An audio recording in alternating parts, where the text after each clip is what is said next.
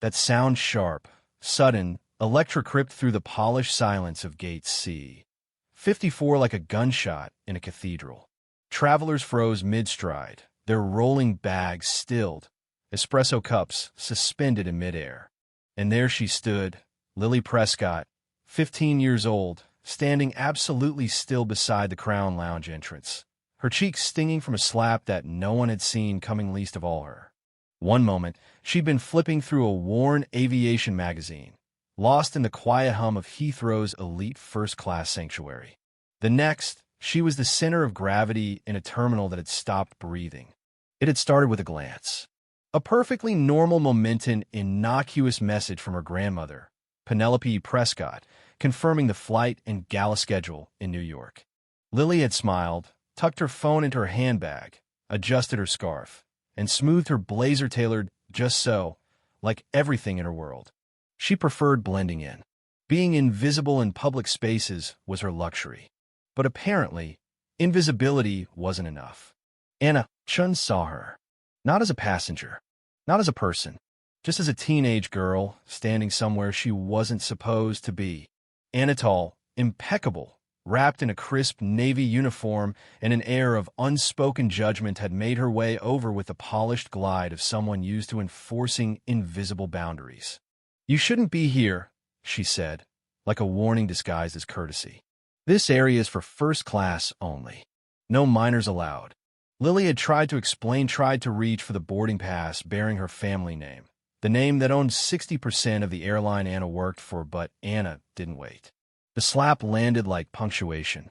Not violent, but humiliating, deliberate. Lily's hand flew to her cheek, her eyes wide, and in the stunned silence, the room rearranged itself. Now all eyes were on them. Anna stood straight, cool as glass, waiting for Lily to shrink. To apologize, maybe. To back down. But Lily didn't. Not then. Not ever. She inhaled slow, intentional, and remembered everything her grandmother had taught her. Dignity was not something you begged for. You carried it. You walked with it. You claimed it, even when someone tried to slap it out of your hands. So she reached into her bag. Calm. Controlled. No teatrics. She tapped her phone. A simple message, already written. It happened. One tap. Sent. In the Crown Lounge, Penelope Prescott read those 2 words and stood. The atmosphere around Gate C. 54 shifted like tectonic plates. Conversations resumed, but they were different now. Whispers, theories, outrage, and murmurs. A businessman hid his smirk behind a folded newspaper. An older woman clutched her handbag tighter. Somewhere deep in the architecture of Prescott Global Aviation, gears began to turn. Anna Chun didn't know it yet, but her empire of authority, built on assumptions and unchecked power, had just begun to crumble. Minutes later, Lily stepped onto the boarding bridge, her ticket scanned, twisty, and verified. She walked past Anna without a word, chin lifted, steps slow and deliberate. Not a passenger anymore. A storm front in motion. In the first-class cabin, champagne fizzed. Leather seats gleamed. Everything was hushed opulence. But when Anna reappeared, it wasn't with elegancy, it was with retaliation. She dumped Lily's bag onto the floor, scattering contents like a schoolyard bully. Then, with venom only those humiliated feel entitled to wield, she hissed, "You don't belong here."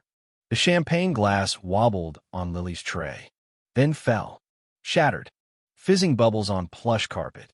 Gasps followed, and in that moment, tears burning but unfallen, Lily stood, reached into her pocket, launched the Ariadne directive. Lights flickered, screens blinked red. A message scrolled across every monitor. By executive order of CEO Penelope Prescott. And just like that, Anna Chun was finished. A marshal appeared as if conjured. "Calm. No spectacle. You're under arrest for assault on a minor." Handcuffs clicked. Anna's lips parted, but nothing came. No apologies. Just silence as she was led away. The cabin applauded. Passengers who'd shrunk into comfort minutes before now leaned forward. A teenager had changed the air. But Lily wasn't done. She stood in the aisle, badge in hand, and introduced herself not as a victim, not even as a Prescott, but as someone who cared deeply about dignity. She announced changes, real ones, bias training, open forum, protocols that activated when justice was ignored.